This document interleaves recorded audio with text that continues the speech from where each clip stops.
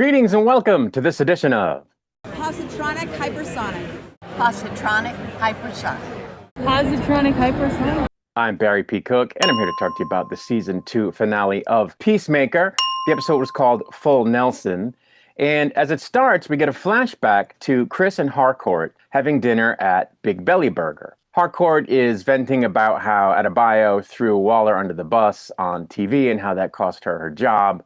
And then Chris embarrasses her by channeling, I guess, his inner rock star by singing a song to her that's playing over the restaurant speakers, which of course draws attention to their booth. But after this, while they're walking on the pier, Chris spots a rock cruise featuring a concert from the band Nelson, and he talks Harcourt into going onto the boat with him to see the show. Back in the present, Chris sits in a jail cell at Evergreen and learns from a guard that all his friends have showed up to visit him, but he refuses to see anyone. Meanwhile, General Flagg, Bordeaux, and the folks from Argus are at Lex Luthor's communications hub in an Argus hangar, I guess, where we saw them previously. And they're exploring the portal device. In fact, Harcourt, Flurry, and Judo Master put on EV suits and are walking around the connecting chamber, the quantum unfolding chamber, looking for doors that will open. Flurry and Klein do in fact enter a door into what looks like Candyland, which I guess is actually the fifth dimension, and they encounter some imps who look cute but who are actually quite deadly. In fact, the imps kill one member of the team by eating his face, causing one of the team members to yell at Bordeaux about how irresponsible this mission is. Later, Harcourt and Economos are staying in Chris's house while Chris is still in jail. Economos is searching for Eagly because they can't find him, and the two of them talk about the mission of opening all the doors. And Harcourt insists they're exploring these uncharted universal territories in the name of resources, because they have to discover a habitable planet with breathable air, food, and water, probably for the good of humanity, but Economos doesn't believe this at all. He asks, when has Argus ever done anything for the betterment of humanity? He then finds Eagly hunched over in a closet and surmises that Eagly is despondent because he misses Chris. Then Adebayo stops by Adrian's house and sits with Adrian while he plays a handheld video game in his room where he has all those stacks and stacks of money as well as drugs and so forth.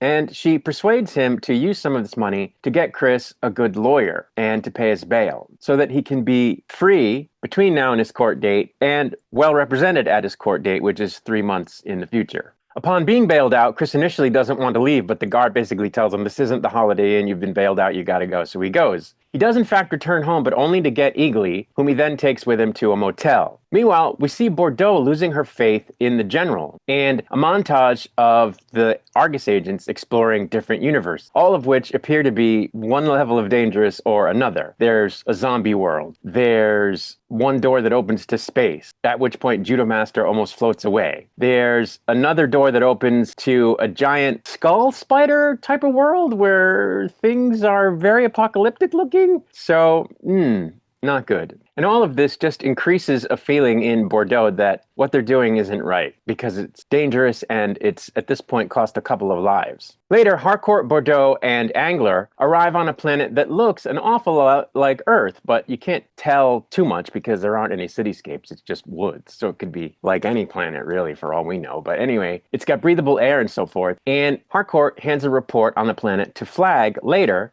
and he looks thrilled to receive it. Harcourt asks him what it means that he's happy about what they found, but he doesn't tell her. After this, Bordeaux attends a meeting in which the General pitches this planet to General Mori from the Superman movie as a prison planet for metahumans. Interestingly, he doesn't say evil metahumans, he just says metahumans, as in all of them. He proposes that they keep the door to this planet, which he calls Salvation, close by so that they don't even have to enter the quantum unfolding chamber to get to it. This, of course, horrifies Bordeaux, because not only would it horrify anyone, but she happens to be a metahuman. Next, Harcourt meets Bordeaux at Big Belly Burger at Bordeaux's behest. She explains that she realizes that the two of them got off on the wrong foot, and explains that Salvation is going to be a prison for metahumans to Harcourt, meaning that some of their friends at Argus who died exploring the QEC and the other worlds died for the sake of a prison, not for anything that could benefit humanity in any real way. And this prompts Harcourt to tell Bordeaux that there's someone she wants Bordeaux to meet, which leads to Harcourt introducing Bordeaux to Adebayo.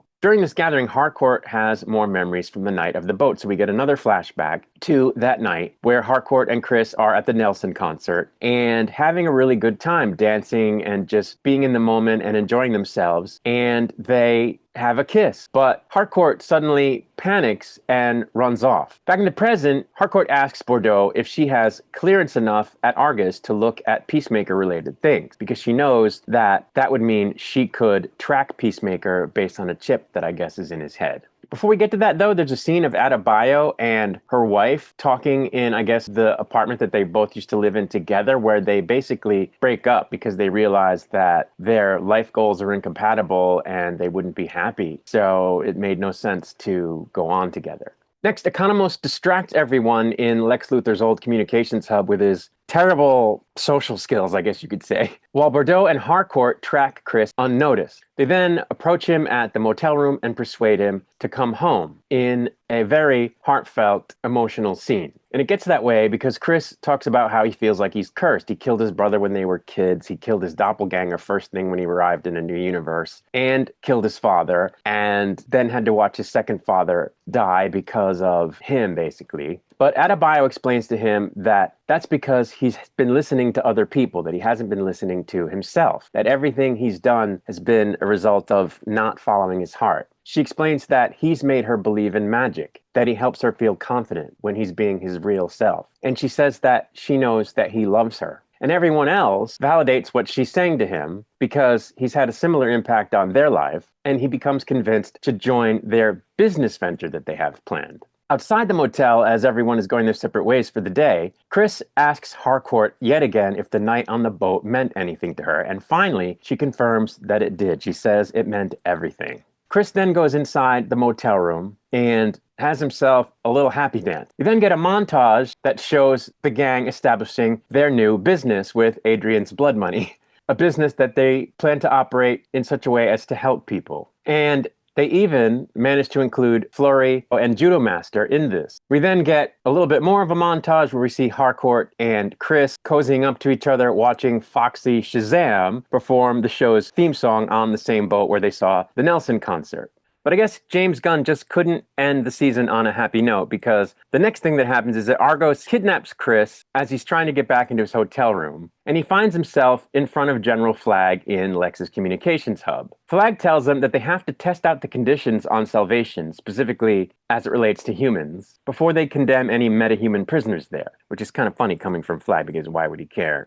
But anyway, he thanks Chris, tongue-in-cheek, for being the first volunteer, which of course he wasn't, and it's only been made to look that way because someone forged his signature on some documents. He tells Chris that he's doing this for Ricky. In other words, he's punishing Chris for killing his son. Chris tries to reach the portal before it vanishes, but he fails, and he scans the field that he's in visually to try to figure out where the hell he is and what the hell he's going to do, and he hears I would call it unsettling growling in the distance. And that's when the credits roll, but there are two mid or post-credit scenes, one featuring a flashback to Flagg's meeting with the people he was meeting with before, and he's asked if he's considered just putting a vaporizing barrier around the planet or a section of the planet in order to contain the metahumans instead of using an entire unknown world as a prison. And we don't really get an answer to that question. And then in the next post-credit scene, we get a continuation of the scene where Economos was trying to distract everyone with his sort of awful, I guess you could call it,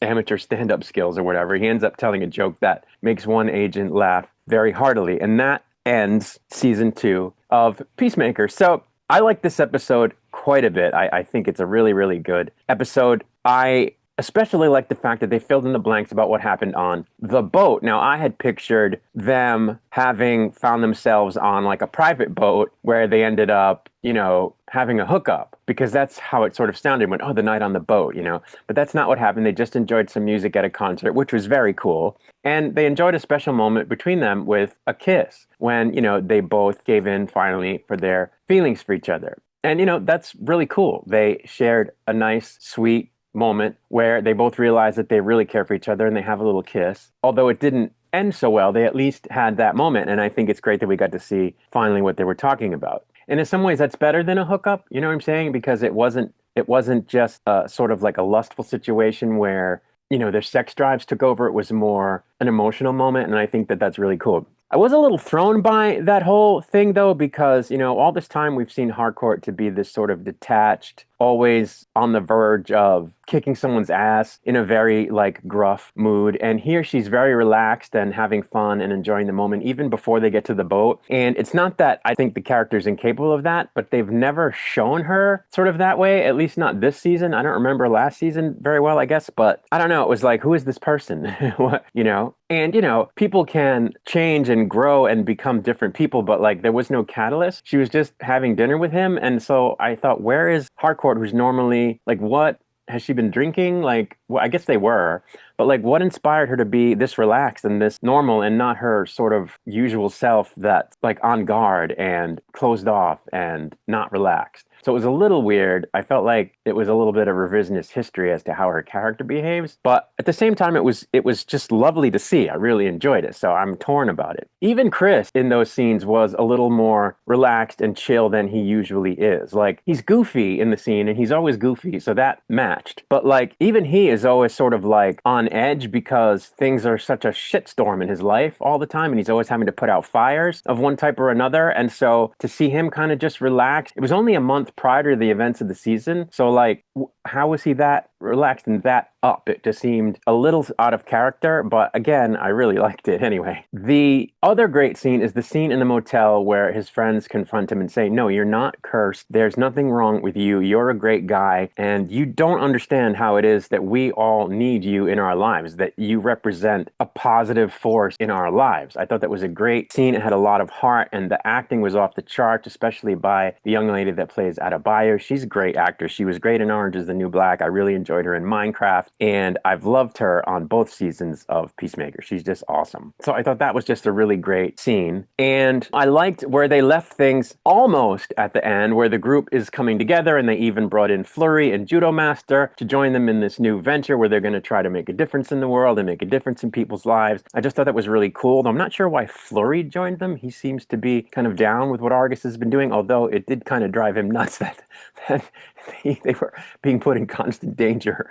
going through the QEC or the QUC or whatever. But, he doesn't express any desire to quit Argus anywhere during the episode. So it was a little weird to see him there, but I buy it. So, that part was cool. And I can't say there's anything about the episode that I didn't like. So I really, really liked, well, except for the ending, there isn't anything about this episode that I didn't like. So, for me, it was like a 5 out of 5 stars, except the fact that the end sucks, right? The end sucks because Chris, after having all this happy stuff happen in his life and sort of a breakthrough where he's just, with his friends and everybody's cool, he gets frickin' kidnapped without anybody knowing what's happened to him, and he's thrown in this world where there's no one there to help him with anything that might come up, and it seems like things are going to come up, and, where he has no way out, at least not until his friends realize not only A, that he's gone, but B, where he is. Well, I don't think it'll take them too long to realize where he is, but, that was just a downer of a final moment of the episode,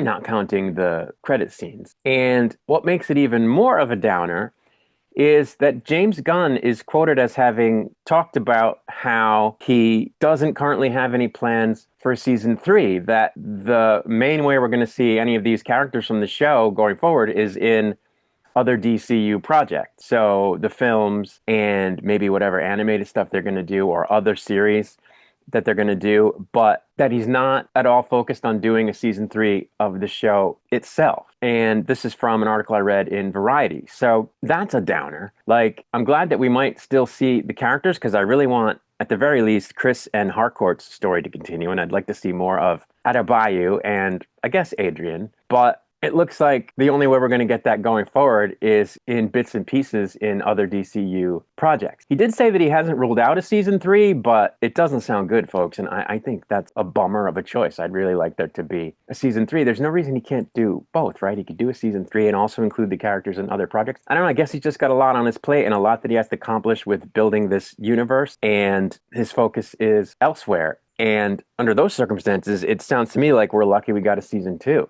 But anyway, a great finale, I think, and a really, really good second season. Not all the episodes were spectacular. A couple of them were kind of draggy, especially at the beginning, I thought. But yeah, just a great finale and a great season, and I'm looking forward to the next time we see these characters. But that's really all there is to say about this finale, so I'm going to get out of here, but I will be back with another video soon. Until I return, I wish you peace and long life.